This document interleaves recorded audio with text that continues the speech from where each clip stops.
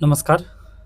पहा, तुमचंही जर अक्षर लहान असेल व यू-पी-एस-सी अथवा एम-पी-एस-सी मुख्य परीक्षेचे उत्तरलेखन जर तुम्ही करत असाल व त्यामध्ये तुम्हाला जर गुणांकन पद्धतीमध्ये खूपच कमी गुण येत असतील ना, तर हा व्हिडिओ तुमच्यासाठी आहे. तर लक्षात घ्या. आता पहा, यांनी उत्तर लिहिलेलं आहे. प्रश्न आहे पहा, डॉक्टर बाबासाहेब आंबेडकर यांनी मूक नायक, महाडचा सत्याग्रह आणि काळाराम मंदिर सत्याग्रह माध्यमातून वंचित घटकांमध्ये जागृती कशी घडवून आणली?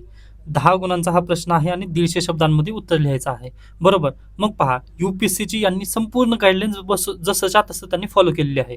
ओके. म्हणजे मी यांना गाईड केलेलं आहे, त्यामुळे पहा यांनी वर्ड लिमिट जे आहे ना, ती परिपूर्णरित्या फॉलो केली आहे. इंट्रोडक्शन 30 मध्ये आणि कन्क्लुजन यांनी अगदीच 30 मध्ये लिहिण्याचा प्रयत्न केला आहे व ते अगदी बरोबर झालेलं आहे. बरोबर. व आपल्या लेक्चरमध्ये याच्या पूर्वीचे जे व्हिडिओ आहेत त्यामध्ये पण मी हेच सांगितलेलं होतं, की तुम्हाला 30 मध्ये काय करायचं आहे, तुमचं इंट्रोडक्शन आणि कन्क्लुजन करायचं आहे. बरोबर. मग यांनी अगदी बरोबर केलेलं आहे. परंतु पहा, यांचं उत्तर लिहिल्यानंतर पहा एवढी मोठी स्पेस दिसते. मग आता पहा, आता मी हे पूर्ण उत्तर वाचल्यानंतर मला काय लक्षात आलं, की बा यांनी बरोबर शब्द मर्यादा बरोबर पाळले. म्हणजे 150 शब्दांमध्ये ह्यांचं उत्तर बरोबर बसलेलं आहे. ओके. त्यामुळे मी नक्कीच याच बेसिसवर यांना गुणांकन वगैरे करणार आहे. व प्रश्नच पहा, प्रश्न काय म्हटलेला आहे, की जनजागृती कशी घडून आणली. डायरेक्टलीच त्यांनी उत्तर जरी लिहिलं ना, आता हे पहा, मूकनायकमुळे काय झालं, महाडचा सत्याग्रहमुळे काय झालं, काळाराम मंदिरमुळे काय झालं, हेच लिहायचं होतं. यामध्ये काही दुसरे अँगल वगैरे टाकण्याची बिलकुल गरज नव्हती. ओके. म्हणजे टू द पॉइंट त्यांनी उत्तर लिहिलं आहे, एकदम सटीक उत्तर लिहिलेलं आहे. परंतु प्रॉब्लेम कुठं आहे पहा, रिप्रेझेंटेशनमध्ये प्रॉब्लेम येते किंवा एवढी मोठी स्पेस लक्षात राहते. मग जो एक्झामिनर आहे किंवा जे तुम्ही आता मॉक टेस्ट वगैरे लावणार आहात, त्यांच्याकडे जर अशा पद्धतीने म्हणजे त्यांनी जर परिपूर्ण वाचून पाहिलं नसेल किंवा अगदी त्यांना जर डायरेक्टलीच लक्षात आलं किंवा एवढं उत्तर या विद्यार्थ्यांनी आन्सर म्हणजे इथे एवढी मोठी जागा सोडली आहे, त्यामुळे त्यांना काय वाटेल पहा, की नाही, या विद्यार्थ्यांनी कमी पॉईंट्स लिहिलेले आहेत. बरोबर आहे, कमी पॉईंट्स लिहिलेले आहेत. या अनुषंगाने पहा, तुमचे तिथं मार्क्स 10 पैकी ना 2 किंवा 3 अशा पद्धतीने तुम्हाला गुणांकन तिथं मिळू शकतं किंवा 1, 2, 3 अशा पद्धतीनेच तुमचं गुणांकन होईल. बरोबर आहे. व ते कशामुळे झालेलं आहे, यामध्ये विद्यार्थ्याची चूक आहे का, तर बिलकुल नाही. कशाची चूक आहे, तर रिप्रेझेंटेशनची. व प्रॉब्लेम कुठं आहे, तर अक्षराचं. मग आता मी जर गाईड केलं तुम्हाला की बस तुम्ही अक्षर सुधारा, तर रात्रीतून सुधारणार आहे का तुमचं अक्षर, तर बिलकुल नाही. मग तुम्ही पण म्हणाल की ये क्या बात करे, अगदी तशा पद्धतीने म्हणजे रात्रीतून अक्षर तर नाही सुधारणार. बरोबर आहे. मग याला ना प्रॅक्टिकल सोल्युशन मी देण्याचा प्रयत्न करतोय. तर पहा, पहिलं प्रॅक्टिकल सोल्युशन म्हणजे आज घडीला मी पण म्हणजे अगदी माझं पण अक्षर असंच आहे. मी पण पिन पॉईंट पेन वापरतो. त्यासोबतच पहा, माझ्याकडे पायलट पेन आहेत. ओके. म्हणजे बचपनची आठवण त्या निमित्ताने मी ते 2 पेन वापरतो. पण त्यांचं पॉईंट किती आहे, 0.5 mm ते पेन्स आहेत. मग आता तुम्हाला ह्या पेन स्किप करायच्या आहेत. या पेन तुम्ही यूज करू नका. तर याऐवजी ना तुम्ही ट्रायमॅक्सवाली 0.7 mm वाली किंवा अन्य राईट टू मीटर वगैरे जी पेन आहेत ना, ते तुम्ही यूज करायला नक्की लागा. ओके. 0.7 mm वाल्या पेन तुम्ही घ्यायचा आहेत. ओके. व त्याही पेन तुम्ही ट्राय करा, की तुमच्या कोणतं अक्षर चांगलं येईल, म्हणजे सॉरी, कोणती पेन यूज केल्यानंतर तुम्हाला अक्षर चांगलं वाटेल, हे प्लीज तुम्ही पहिल्यांदा हे काम करायचं आहे. पेनवरती तुम्हाला पहिल्यांदा काम करायचं आहे. त्यानंतर नेक्स्ट काम काय करायचं आहे पहा. आता यांनीच पहा, म्हणजे मी त्यांना सांगितलेलं नव्हतं, फक्त मी घेणार होतो हे लेक्चर एक, परंतु ते मला घेता आलं नाही. हे खूप लेट झालेलं आहे, पण त्यांनी आता अगदी चांगल्या पद्धतीने लिहिलेले आहेत. पहा, आता हे कालचंच आन्सर आहे, तर तुम्ही पाहू शकता. आता यांनी काय केलंय, की 10 मार्काचाच प्रश्न होता. यांनी अगदी पहा, तेवढ्याला तेवढंच त्यांनी कन्क्लुजन बरोबर, सॉरी, इंट्रोडक्शन अगदी बरोबर केलेलं आहे. सटीक. त्यानंतर इथं त्यांनी डायग्राम काढलेली आहे. बरोबर. त्याच्यानंतर पहा, हे लाईन अशा पद्धतीने त्यांनी सोडलेले आहेत व तुम्हाला पण आता ना पुढे हेच करायचं आहे. ओके. इथं 1-1, 2-2 लाईन तुम्हाला सोडायचे आहेत. आता पहा, ही यूपीएससी मध्ये ना खूप बेटर असतं. यूपीएससी मध्ये तुम्हाला डायरेक्टली A4 शीट ब्लँक मिळणार आहे. बरोबर. ब्लँक पेजवरती पहा, तुम्ही डायरेक्टली डायग्राम वगैरे तिथं काढू शकता किंवा म्हणजे खूप मोठी मोठी स्पेस देऊ शकता. परंतु एमपीएससी मध्ये काय झालेलं आहे, लाईन ओढून दिलेले आहेत तुम्हाला, अशा पद्धतीने लाईन्स आहेत. बरोबर. लाईन्समुळे परिणाम काय होणार आहे पहा, तुमचं जे आन्सर आहे किंवा तुम्ही जर छोटं छोटं अक्षर काढत असाल व तुमची जर पेन पायलट पेन असेल किंवा पिन पॉईंट पेन असेल ना, तर त्यामध्ये आणखीन थोडं जास्त अक्षर बारीक येणार आहे. बरोबर. मग याला प्रॅक्टिकल सोल्युशन, पहिल्यांदा पेन बदला. त्याच्यानंतर पहा, जास्त लाईन सोडण्याचा तुम्ही डायरेक्टली प्रयत्न करा. ओके. काहीच नाही पहा, काही होणार नाही. डायरेक्टली तुम्ही जास्त पॉईंट नक्कीच सोडू शकता. म्हणजे जसं पहा, इथे एक ओळ सोडण्यात आली, त्यानंतर इथे एक, अशा पद्धतीने तुम्ही मोठे मोठे पॉईंट्स करून तुम्ही काय करा, म्हणजे थोडंसं उत्तर वाढवण्याचा तुम्ही प्रयत्न करा, जेणेकरून काय होईल पहा, ही जी स्पेस आहे ना ती कमी होईल.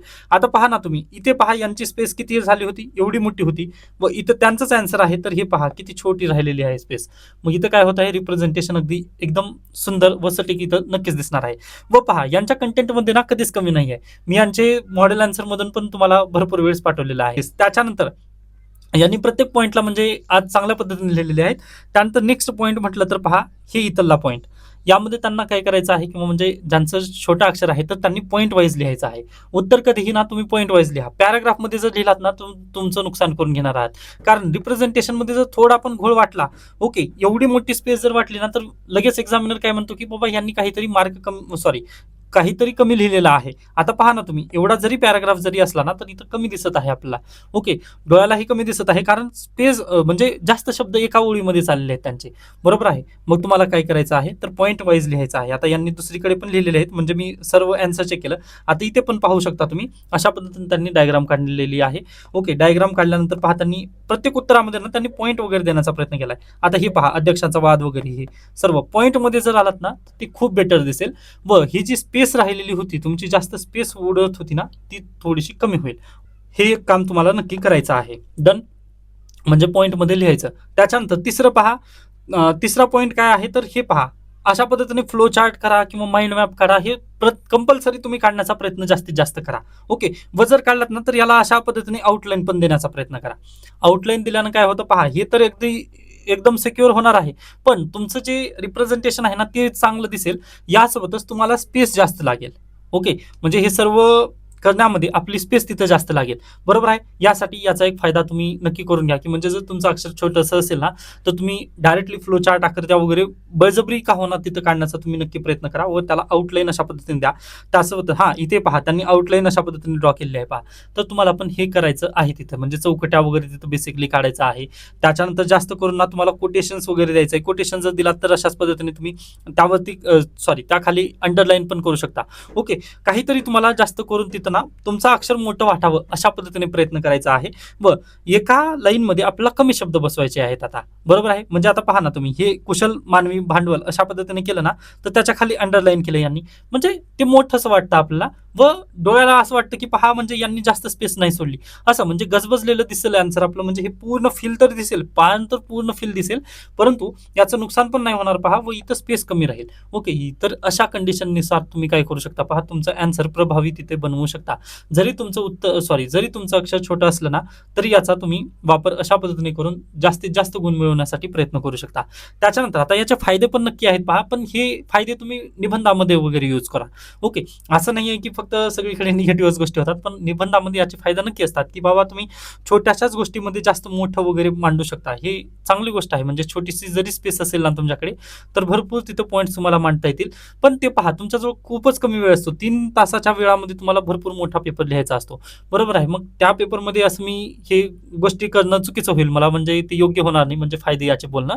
परंतु नियमामध्ये जर बसायचं म्हटलं, तर तुम्ही हेच करा प्लीज, की तुम्ही पॉईंट वाईज उत्तर लिहा. त्यानंतर आकृत्या काढण्याचा प्रयत्न करा, माइंड मॅप काढा, त्यानंतर डायग्राम वगैरे काढण्याचा प्रयत्न करा. ओके, आणि प्रस्तावना आणि निष्कर्ष इफेक्टिव्ह बनवा, एवढं खूप महत्त्वाचं आहे. ओके, आता मी प्रस्तावना आणि निष्कर्ष कसं इफेक्टिव्ह बनवायचं वगैरे याबद्दल नक्कीच लेक्चर वगैरे आगामी काळात घेईन. पण हे खूप महत्त्वाचं होतं. बहुतांश विद्यार्थ्यांचं अक्षर छोटं आहे व छोट्या अक्षरामुळे त्यांना कमी मार्क मिळत आहेत. त्याचं नेमकं कारणच हे आहे पहा. तर तुम्ही यावरती नक्की फोकस करू शकता. ओके, धन्यवाद.